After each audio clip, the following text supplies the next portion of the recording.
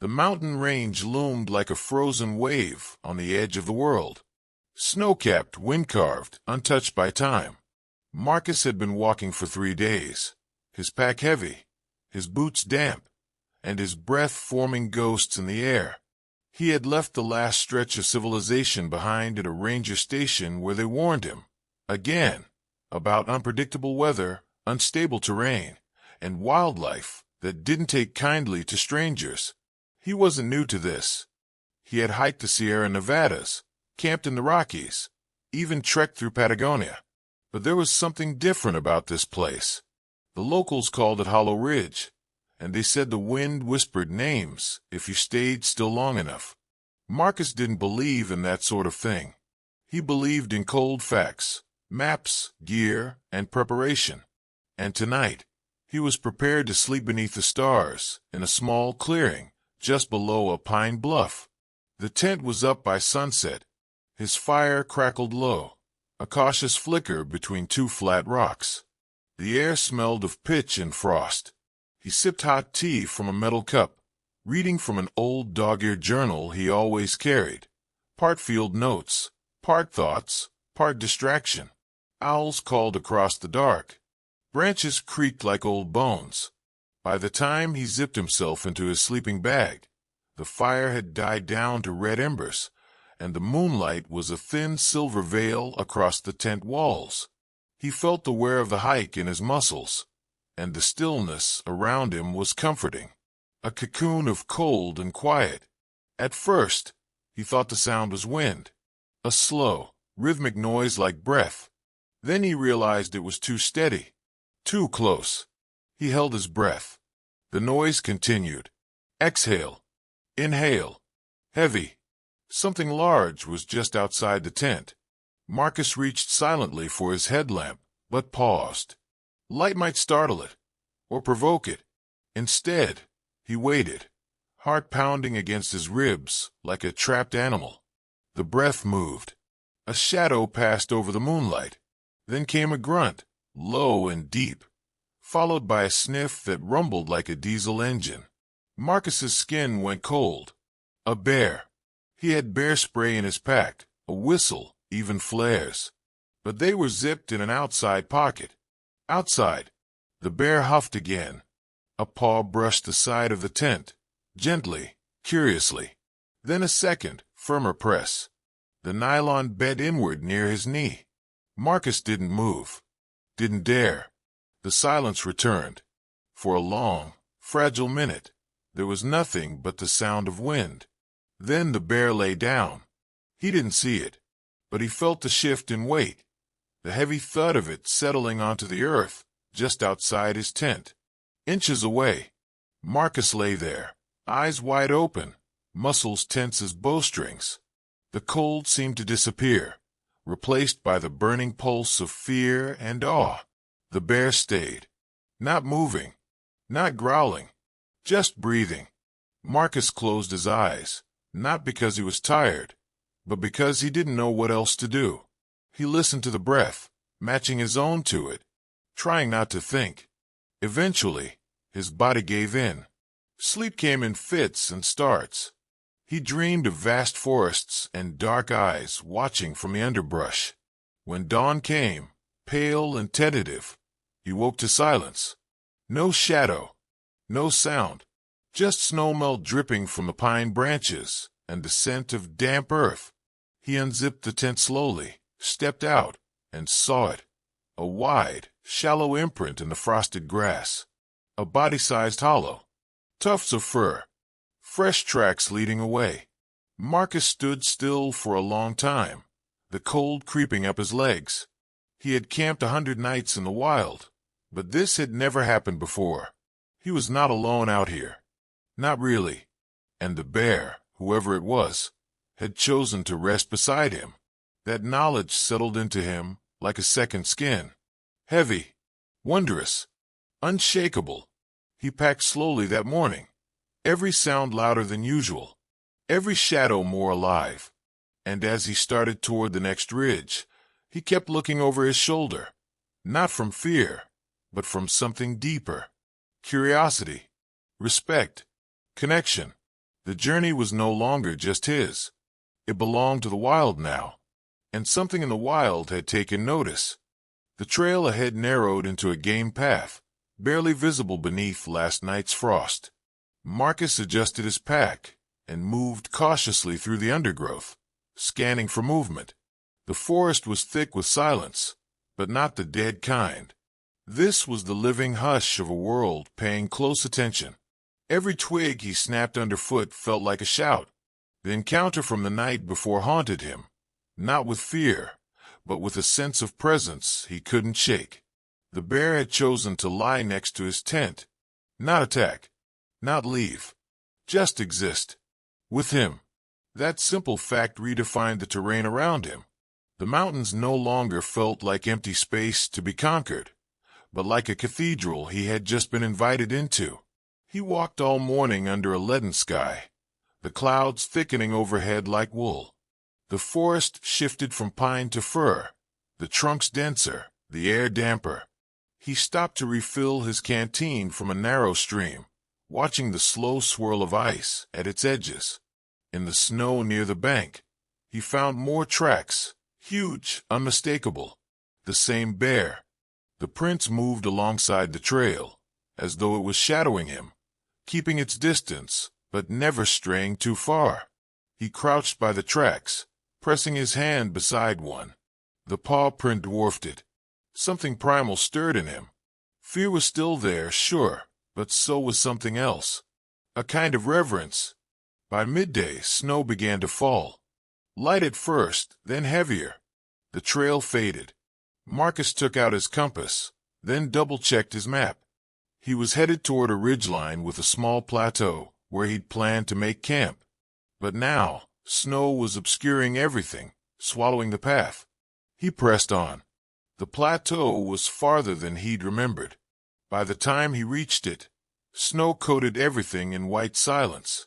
He pitched his tent against a rock outcrop, the only shelter from wind. The process was slower with cold fingers. He built a fire as best he could, using bark and twigs kept dry in his pack. When it caught, the flames hissed in protest, but held. As night fell, the snow thickened. Marcus sat by the fire, sipping broth from a metal cup, eyes on the woods. Darkness pressed in. Then movement. A shape, low and massive, just beyond the firelight. Not threatening, just watching. Marcus didn't speak, didn't reach for anything. He simply met the eyes he could barely see. A long moment passed. Then the bear stepped forward, not into the light, but close enough for its breath to form clouds in the air. It sat. Marcus stared, heart thudding. He thought about myths, about guardians, about how animals sometimes knew more than people ever gave them credit for. He whispered again, the only name he could think of. Friend. The bear tilted its head, blinked, then slowly stood and disappeared into the trees. When Marcus crawled into his tent that night, the snow still falling softly, he left the flaps slightly unzipped. Not an invitation. In trust. He dreamed of forests older than memory and eyes that watched not to judge, but to understand. And somewhere, deep in that dream, the bear walked beside him. The morning greeted Marcus with a quiet so absolute, it felt like the world had stopped breathing. Snow muffled everything, laying its weight across the forest floor and branches with an almost reverent stillness. He emerged from the tent with stiff limbs and a full heart, the memory of last night etched into him like a new scar, not painful, but permanent. The fire had gone out sometime in the night. Only a smoldering pile of blackened wood remained. Marcus knelt, gloved fingers brushing away snow until he saw the faint impression in the earth beyond the fire pit. A paw print. Large. Deeper at the front, where the bear had put its weight while sitting. He let out a slow breath, part awe, part disbelief. The bear had truly stayed. He packed slowly, his movements quiet, methodical. No sudden sounds. No disruption. He didn't want to disturb whatever fragile balance he had stumbled into. The tent came down last. He folded it carefully, taking a final look at the spot where he had left the flap unzipped. Snow had drifted partway inside, a small, wind-blown pile. He didn't brush it away. The journey today would be harder. The trail was gone beneath the snow, and visibility had shrunk to only a few dozen feet. Still, Marcus moved with calm purpose. His compass guided him south, toward the valley that curled between the ridges. He knew the terrain roughly, had studied the topo maps for weeks, but now the world looked entirely different, blanketed, transformed.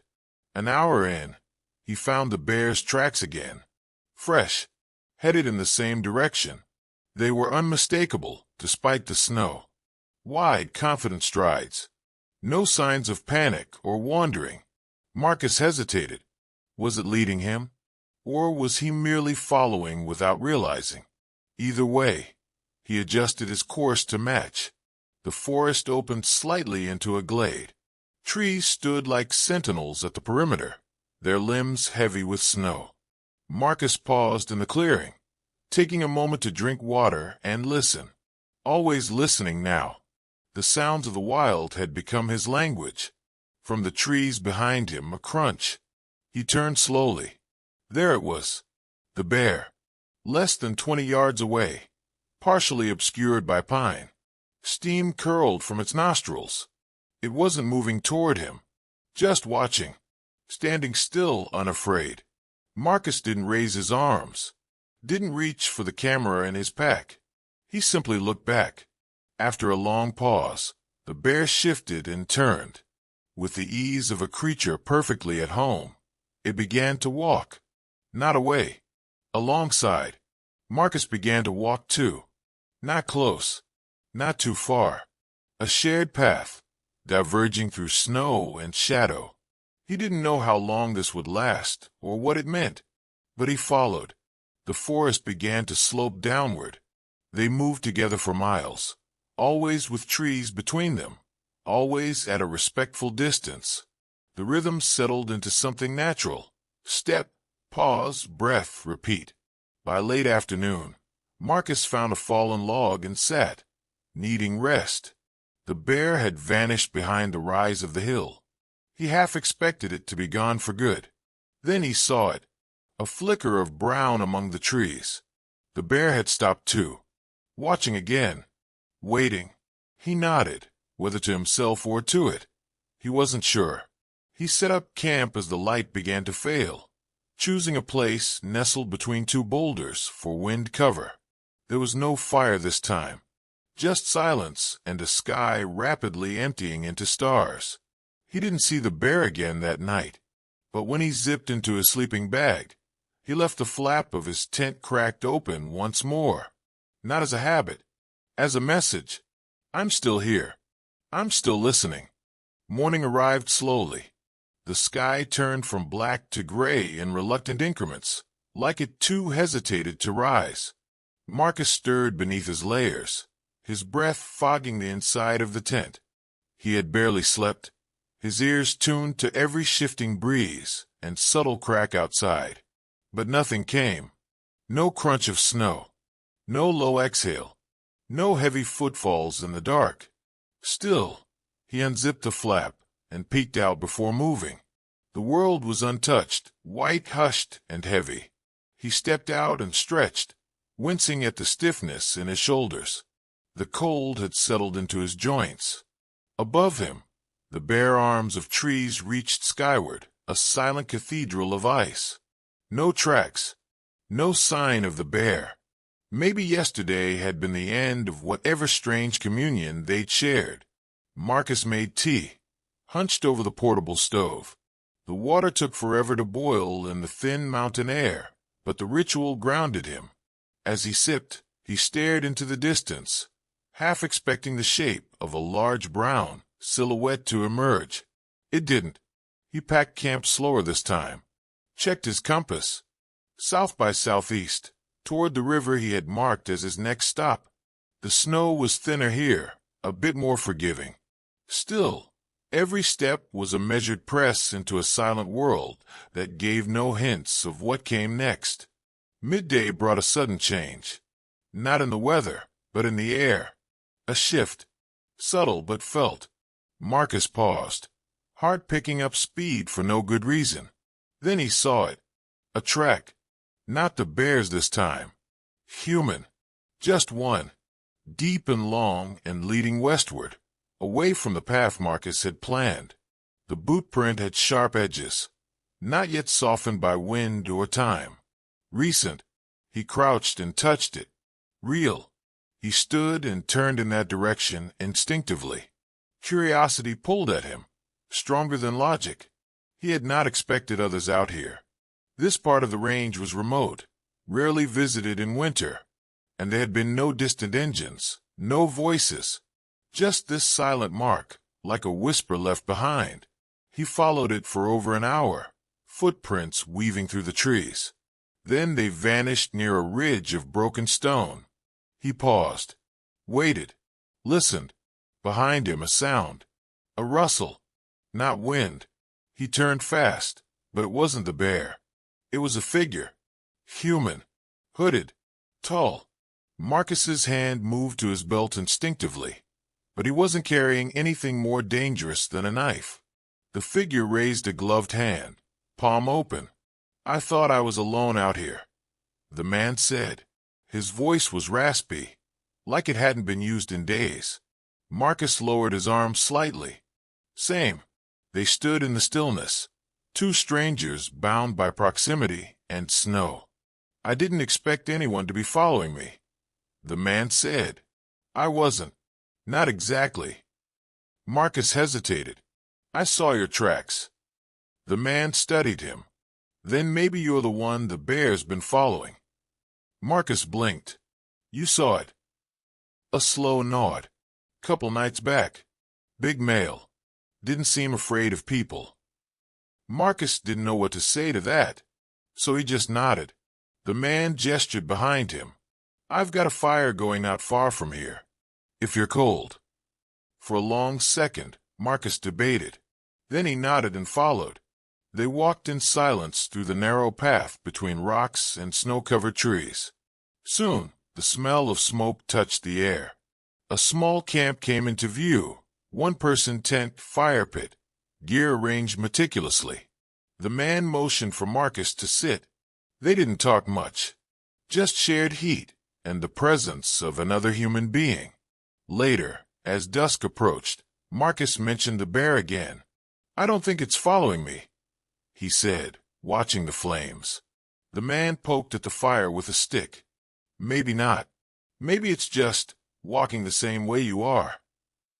Marcus looked into the trees, the same line of vision he'd cast every night since the encounter. The man spoke again. "Out here, some things stopped being coincidence." That night, Marcus made camp not far from the man's, but he still left his tent flap slightly open. He wasn't sure why anymore. It wasn't about invitation now. It was about presence, and something else that hovered just beyond words.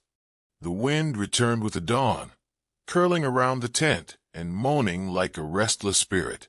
Marcus blinked awake to the icy breath of morning seeping through the cracked flap. The trees outside swayed with a low creak, snow dislodging in soft plumes from high branches. It was colder than yesterday, deeper into the range, deeper into the wild. He sat up slowly.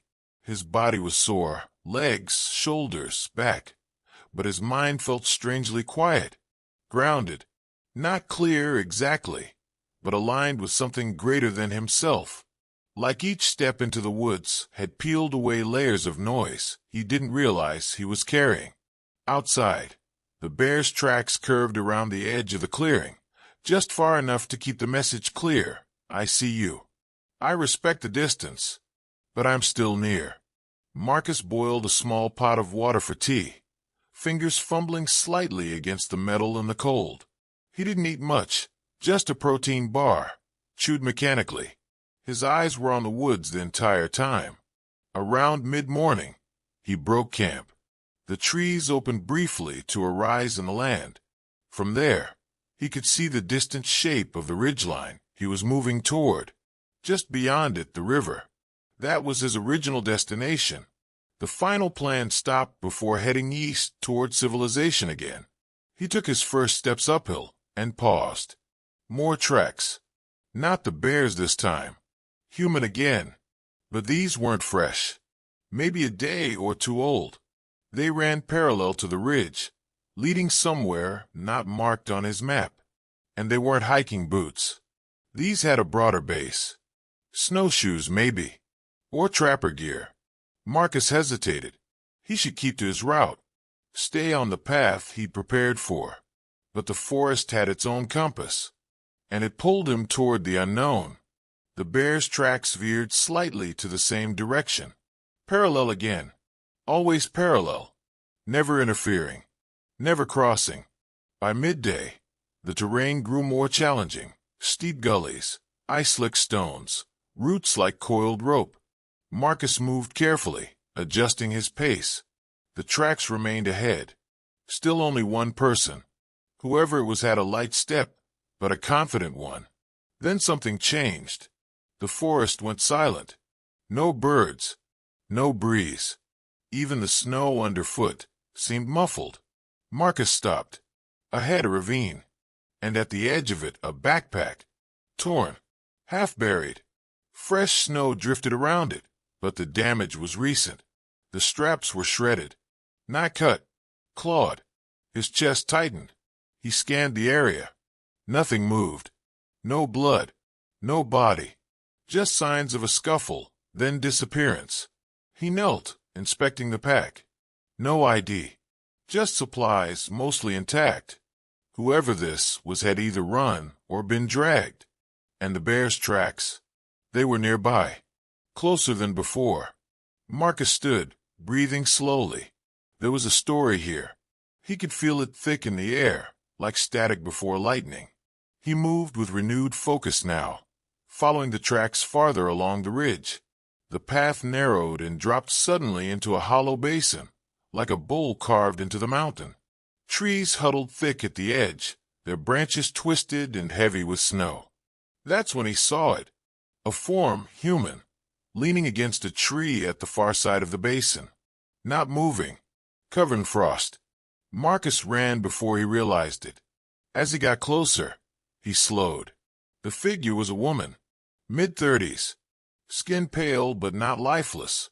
Her clothes were layered but damp with snow. Her lips were slightly blue.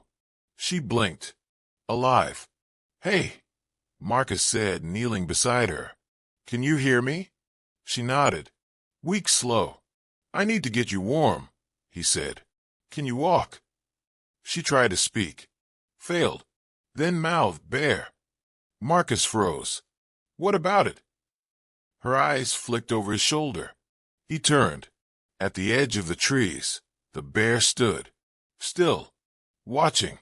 Not threatening. Not approaching. The woman didn't scream. Didn't move. Marcus didn't either. The bear looked at them both, then huffed. A low, almost guttural sound. And turned away. Back into the forest. As if to say, "You're safe now." Marcus let out a breath he didn't realize he'd been holding. That night, he made camp with the woman nestled in a sleeping bag beside the fire, slowly regaining color. She whispered her name, Elena. She'd been hiking alone, tracking wildlife for a research project. She got lost. Injured. Then the bear came. It didn't attack. Marcus asked. She shook her head. It stayed. Nearby. Always nearby. Marcus looked out into the woods. The bear wasn't a threat. It was a guardian. A silent pact between species, forged not in fear, but in mutual awareness. He stoked the fire and watched the woods for a long time. The stars were out again, and the flap of his tent stayed open. Always open now. The cold had teeth at night, and it sank them deep. Marcus lay curled in a sleeping bag, arms tucked in tight, breath misting with every exhale. There was no fire, only the faint glow of stars above, barely visible through the sheltering boughs of the evergreens. Sleep came in fragments, thin, glassy layers broken by small noises, the crack of shifting branches, the distant moan of wind through rock. He wasn't afraid, but his body stayed alert. It remembered the bear even if his thoughts did not dwell on it. Just before dawn, Marcus sat up. His breath trembled in the air. Silence reigned again, but something felt off. He unzipped the flap and peeked outside. The snow had changed. Instead of pristine drifts, he saw the wide disturbance of movement, flattened patches, a scuff here, a drag there. Tracks. The bear had come again in the night. Closer this time. Much closer. Just beyond the fire ring. Its print circled once, and then disappeared into the trees to the west. Marcus stepped out, snow crunching beneath his boots. He followed the prints a few yards, noting the way they moved, slower, more deliberate, like it had lingered, like it had checked on him. He wasn't sure how to feel about that. He boiled a little water for coffee and sat in the cold to drink it, steam rising from the cup as his fingers cradled the warmth. It occurred to him how different this was from his first night. Then he'd been stiff with nerves, every sound a threat. Now, he felt only the weight of meaning. Like this wasn't just a series of encounters. It was something that had chosen him. He broke camp quietly, shoulders heavy with fatigue, but steps resolute. He didn't glance at the map. He didn't need to. South was enough. He would follow the land. Follow the bear, if it let him. The trees thinned around mid-morning, revealing a wide, frozen creek. Ice cracked faintly beneath the surface, a slow undercurrent Marcus could both hear and feel. He crossed carefully, the ice thick enough to hold his weight, but still shifting beneath him with deep, subterranean groans. On the far side, he found something unexpected. Claw marks on a birch tree, fresh and purposeful, raking downward at an angle. He stepped closer. A message, a boundary, or simply a bear's idle scratch. Further ahead, he found a carcass. A deer. Young, half covered in snow, its side torn open. Not fresh, but not long dead either. The wound was clean, powerful. There were no signs of struggle nearby. No blood trail. Just the final place. Marcus stood in silence. He didn't feel revulsion or fear. Just respect. The bear was surviving, as it had to, as all wild things did. He moved on, thoughts quiet, heart heavier than before. As the day aged, the terrain shifted again, rockier, steeper, with patches of exposed ground where the wind had blown snow free. He followed a natural curve in the hills and saw the ridge from earlier, closer now, more defined. He was nearly there. But a sound stopped him mid-step. A growl. Low. Close. He turned slowly and saw the shape emerge from the trees. Not the bear. Another one. This one was thinner. Mangier. A black bear, smaller than the brown, and with a limp in its gait. Its eyes locked on Marcus with no recognition. No patience. Just hunger. He froze. It huffed, then took a step forward. Marcus reached for the bear spray, his hand trembling slightly as it closed over the canister. Another step. The bear's head lowered. Marcus didn't want to use it, didn't want to harm the animal, but his muscles tensed, ready. A crash of underbrush to the left. The brown bear burst from the trees like a storm.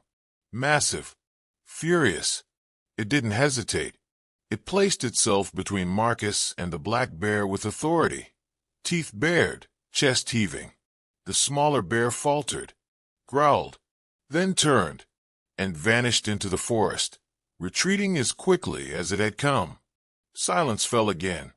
The brown bear stood there, broad chest rising and falling. Then it turned its head slightly and looked at Marcus. Not aggression, not challenge, something else. Recognition.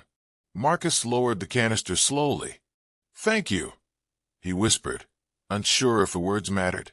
The bear stared for a moment longer, then snorted, a warm gust of steam in the cold, and loped back into the trees. Marcus didn't move for several minutes.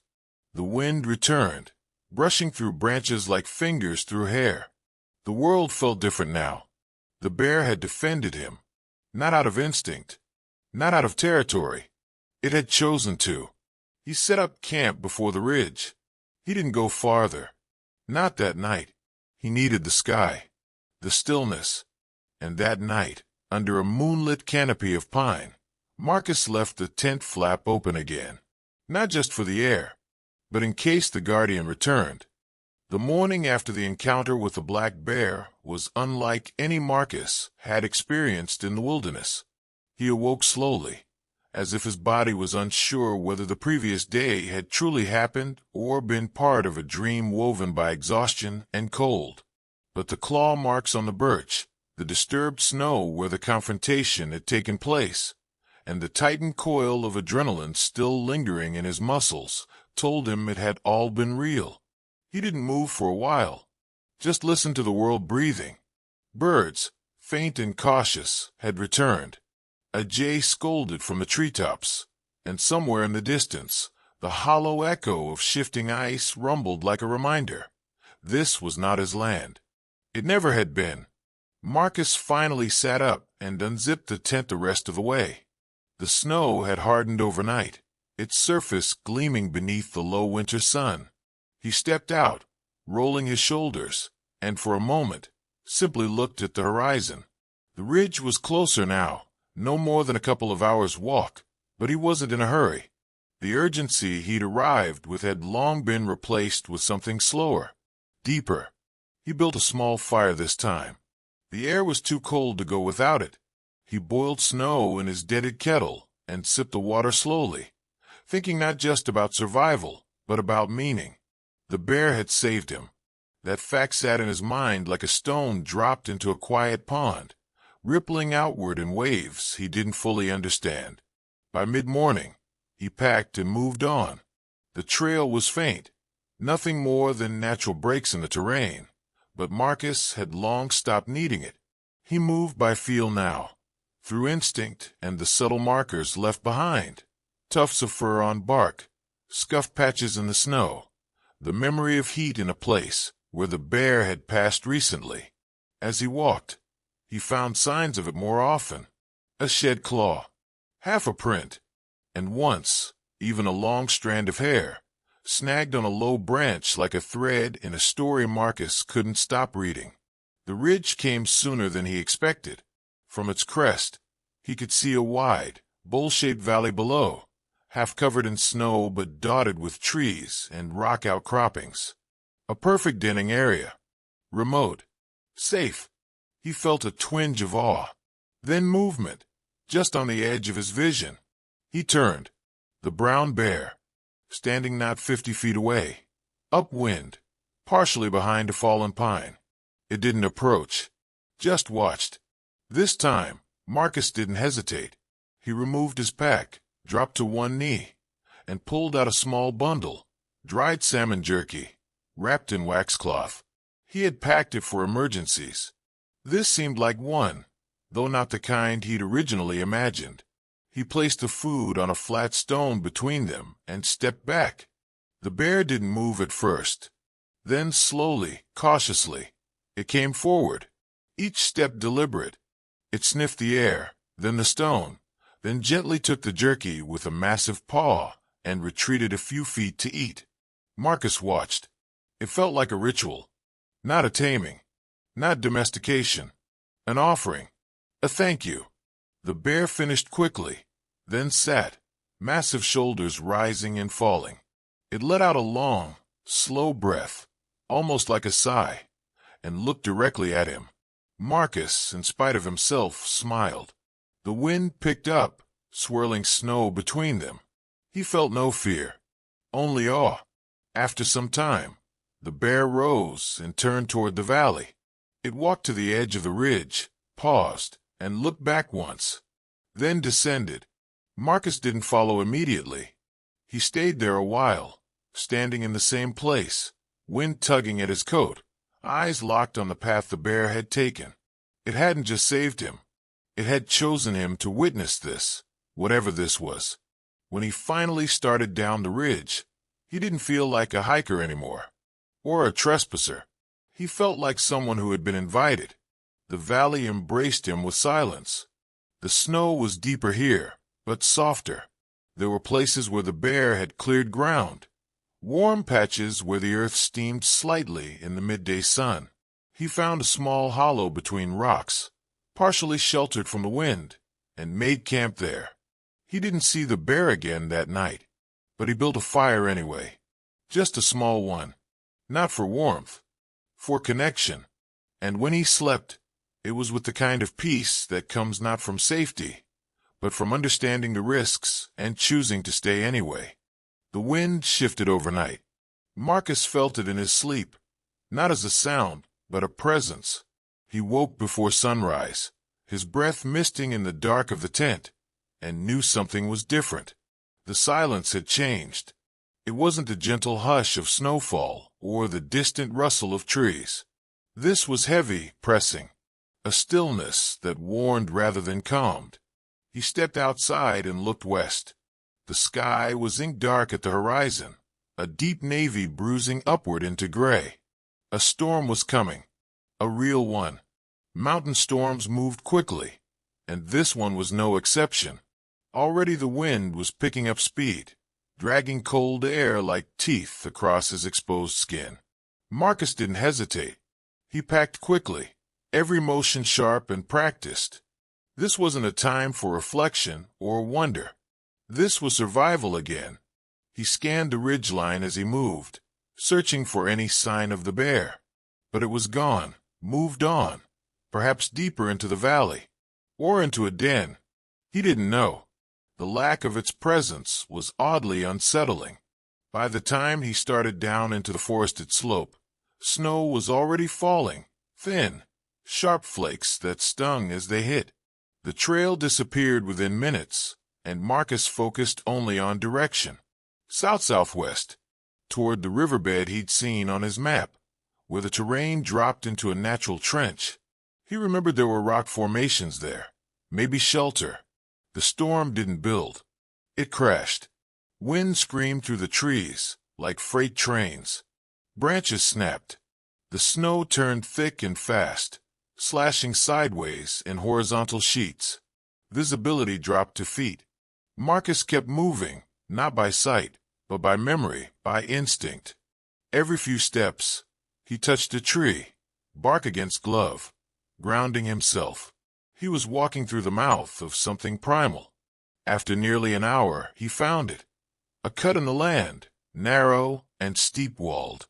He slipped, skidded, fell the last few feet into it, snow coating his back. But he was in. The wind dropped instantly, muffled by the natural walls. He sat there a moment, panting, snow melting against his neck. Then a sound, a low huff. He turned. 10 feet away, in the shallow cave-like space, beneath an overhang of rock, the bear stood. Its head was low, ears half back, not in aggression, but surprise. Marcus froze. They stared at each other. He raised his hand slowly. Not a threat, not an approach, just a recognition. "I didn't know," he whispered. "I didn't mean to come here." The bear didn't move. Then, after a moment, it let out a short exhale and stepped back into the deeper shadow of the cave. Not gone, but not pushing him away. Marcus scanned the ravine. There was space at the far end, another overhang, shallower but protected from the wind. He moved slowly toward it, never turning his back, never breaking line of sight until the angle made it impossible. He built no fire. There was no point. The air was too wet, too choked with snow. He used the emergency blanket from his pack, wrapped it around himself, and crouched against a stone, pulling his knees to his chest. The storm howled above, a fury of ice and voice. The ravine shook occasionally with the fall of branches or drifts. And still, between gusts, he could hear the breathing. Not his. The bear's. Slow. Steady. Just across the space between them. In that moment, Something shifted. The fear didn't vanish, but it changed shape. It wasn't about danger now. It was about being known. The bear knew he was there. It had seen him vulnerable, and it hadn't driven him away. Outside the ravine, the world collapsed beneath snow and storm. Inside, two creatures, wild and human, waited it out together. Not allies, not enemies. Something stranger, something older. Marcus didn't sleep, but he didn't panic either. He waited. When morning finally came, the storm had passed. The world outside was unrecognizable. Mounds of snow, broken limbs, white silence. He stood slowly, every joint aching, looked across the ravine. The cave was empty. Only tracks remained. Massive paw prints pressed into the snow, heading east. Marcus didn't smile. He just followed. The world after the storm looked like another planet. Hushed, blank, unforgiving. Marcus climbed out of the ravine with the help of a downed pine and paused at the edge, scanning the untouched expanse that spread before him. The bear's tracks were still visible, pressed deep into the crusted snow, leading into the rising hills beyond. He followed without hesitation. There was no more trail, no signs of civilization, no landmarks familiar to him. Just the prints. But he trusted them. He trusted the creature that had let him share space with it during the worst of the storm. He didn't know why. Maybe it was madness, or maybe it was the closest thing to faith he had left. The bear wasn't moving fast. Marcus could tell by the spacing between the tracks, measured, unhurried. It was headed somewhere it already knew. Not fleeing, traveling. The thought comforted him more than it should have. By mid-morning, the landscape began to change. The tight-knit forest gave way to sparser trees and long, rolling slopes. Glints of exposed rock broke through the snow, warmed by the rising sun. In the distance, jagged peaks marked the spine of the range, a cold wall of stone that loomed over everything. At a ridge's crest, Marcus stopped and caught his breath. Below, in a shallow valley flanked by cliffs, lay a frozen lake. Its surface was smooth and glassy, save for the snow scattered across it like torn paper. And there, just beyond the shoreline, stood the bear. It didn't move as he approached, just watched with the same quiet intensity as before. He kept his distance, stopping 20 yards out, boots sinking into the soft snow. They regarded each other across the space. Then the bear turned and began walking along the lake's edge, toward a narrow gap in the cliffs. Marcus followed at a respectful pace. He no longer tried to interpret the creature's behavior. There were no lessons here, no metaphor, only presence. Shared space. Movement. The gap led into a high-walled corridor of stone, a natural canyon no more than 10 feet wide. Snow drifted down in flurries from above, catching the light in sudden gleams. The air was colder here, and still. Their footsteps echoed. At one point, the bear stopped and sniffed the air. Its ears twitched, head raised. Marcus froze. A sound reached him too, a faint rushing. Water. A spring, maybe, or a thawed stream. Life moving beneath the ice. They emerged into a basin ringed by jagged boulders. It was warmer here. Sheltered.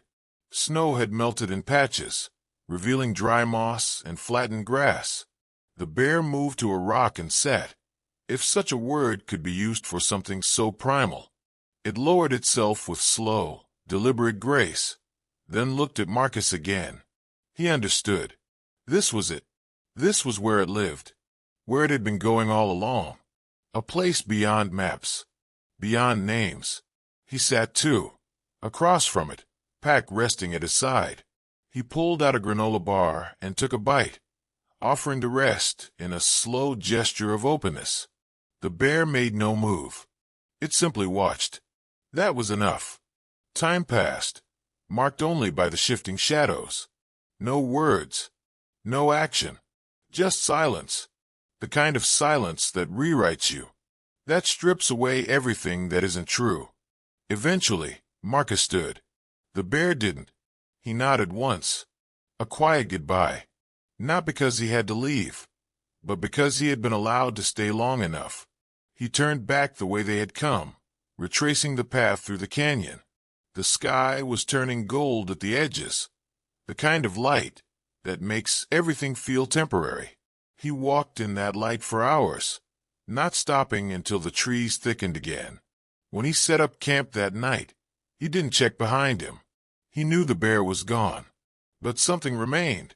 Not tracks, not scent, something inside him, some new rhythm, quiet and vast, carved into him like wind through stone. Marcus woke before dawn, not to the sound of birdsong or shifting branches, but to stillness, dense and full, the kind of stillness that didn't ask questions. It simply existed, like the forest, like time. He stirred the last embers of his fire, let them burn out fully, and began packing. His fingers worked without instruction now. This had become routine, instinct. Tent rolled tight, sleeping bag compressed, gear distributed for balance. He could leave nothing behind, not because of leave no trace, though he respected it, but because it felt wrong now, deeply wrong, to leave even a whisper out of place in this landscape. The morning was colorless, more shadow than light. The world had yet to decide what kind of day it would be. As Marcus descended the slope toward lower ground, his breath made soft clouds. His legs ached, but it was the clean kind of ache, earned, not inflicted. The journey back wasn't marked by tracks anymore. Snow had fallen again during the night, burying the prints, the signs, even his own path. But Marcus didn't need them. His internal compass had shifted, some deep, subconscious orientation that had formed in those silent days walking near the bear.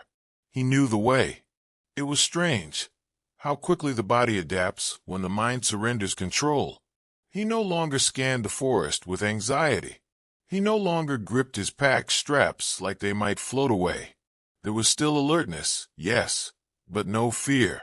He belonged here now, if only temporarily, a visitor who had been allowed to linger. The first human sound he heard came around noon, a faint mechanical hum. Civilization. He crested a rise and spotted a narrow trail carved by snowmobiles in the far distance, carving across a lower ridge. He paused, staring at it as though it were a fossil, evidence of another life, another version of him. He could turn south from there, pick up the forest road that would eventually lead to the highway, call someone, get a ride, re-enter the world. But Marcus didn't move yet. Instead, he sat on a flat rock and looked back at the horizon. He wouldn't see the bear again. He knew that. Whatever passed between them hadn't been meant to last. It wasn't a relationship. It wasn't even friendship. It was encounter. Two lives, intersecting for a moment, neither changed in nature, but both marked by contact. He reached into his jacket and pulled out the field notebook he'd barely used. The pages were still blank, save for one sketch he had made in the middle, rough outlines of a paw print, drawn with charcoal. He flipped to the last page and wrote 4 words.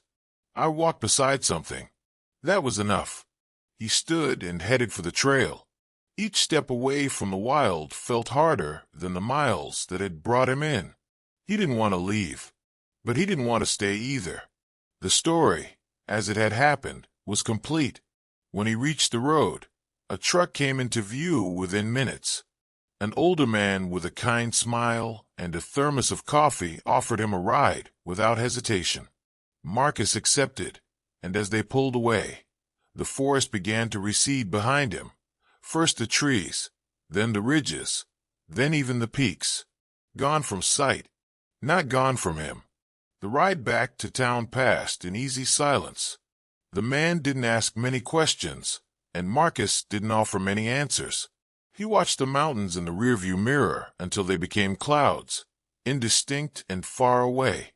That night, in a motel with hot water and a real bed, Marcus dreamed of the bear, not as it was, but as it had become in memory. Towering, quiet, steady as earth. In the morning, he didn't check his phone. He didn't check out. He just walked. Not to find the bear again, but because he now understood how to walk in the world and how to listen to it.